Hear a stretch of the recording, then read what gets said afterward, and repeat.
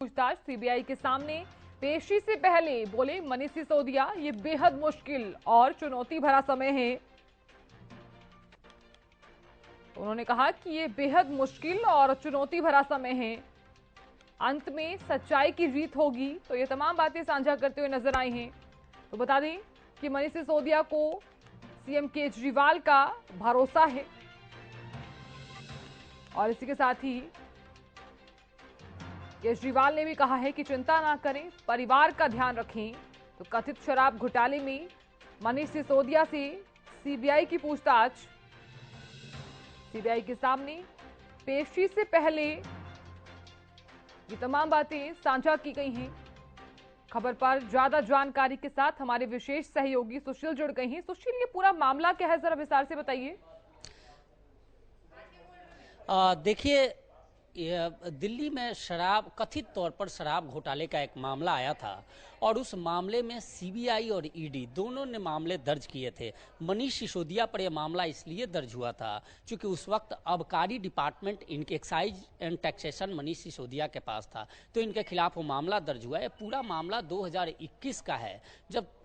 आम आदमी पार्टी की सरकार ने दिल्ली में नई आबकारी नीति के तहत एक नए फैसले किए और नई शराब नीति लेकर आई थी। हालांकि वो शराब नीति बाद में विवादों में आई और जब मामले दर्ज हुए तो उसे रद्द भी किया गया था, लेकिन ये पूरा मामला 2021 से साधना उठा, जब नई शराब नीति लागू हुई और उस नीति के तहत जो पहले लाइसेंस थे, उन लाइसेंस की कीमत पहले 25 लाख रुपए थी, उनको उसमें बढ़ाकर उन्हें 5 करोड़ किया गया था। साथ ही जो नई नीति थी उसके मुताबिक पूरे दिल्ली को 32 जोनों में बांटा गया था और एक जोन में 27 शराब की दुकानें खोलनी थी। साथ ही शराब की दुकानों में कैटेगराइजेशन हुआ, जिसमें बियर की अलग दुकानें, देशी शराब की अलग और विदेशी शराब की अलग, तो ये तमाम कैटेगराइज किया गया था। साथ ही उसमें यह नई नीति के तहत किया गया था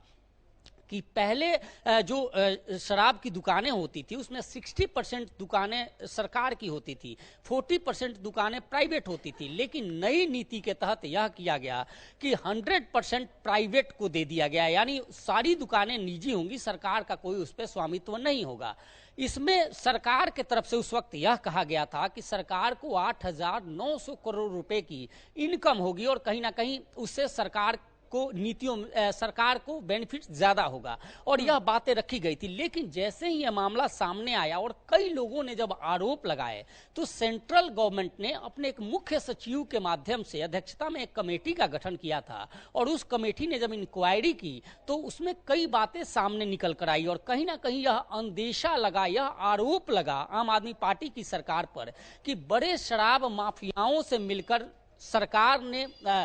छोटे कारोबारियों को खत्म किया है और इसमें बहुत बड़ा एक घोटाले की, अब लेन देन की बात सामने आई थी, जिसके बाद मामला आगे बढ़ा और फिर उस वक्त तत्कालीन जो उप राज्यपाल थे अनिल बैजल, उनके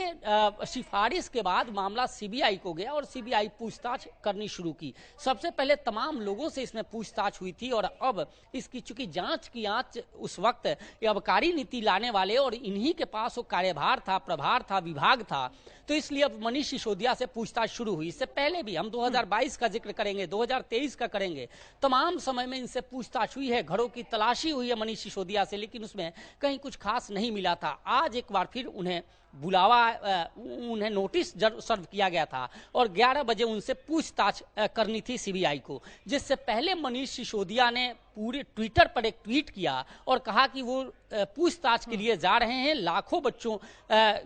की शुभकामनाएं उनके परिवारजनों की, सबकी वो है एक भावनात्मक, हम ये कहें साधना, तो भावनात्मक उन्होंने एक ट्वीट किया और जिसके बाद वो ट्वीट ट्रेंडिंग में आ गई और तमाम जो आम आदमी पार्टी के नेता हैं उनके पक्ष में आ गए, बचाव में आ गए और जाने से पहले 11 बजे उन्हें सीबीआई दफ्तर पहुंचना था, उससे पहले वो राजघाट पहुंचते हैं। बिल्कुल सुशील, अब देखने वाली बात होगी कि आगे क्या कुछ सामने आता है। बहुत शुक्रिया पूरी जानकारी देने के लिए और बने रहने के लिए।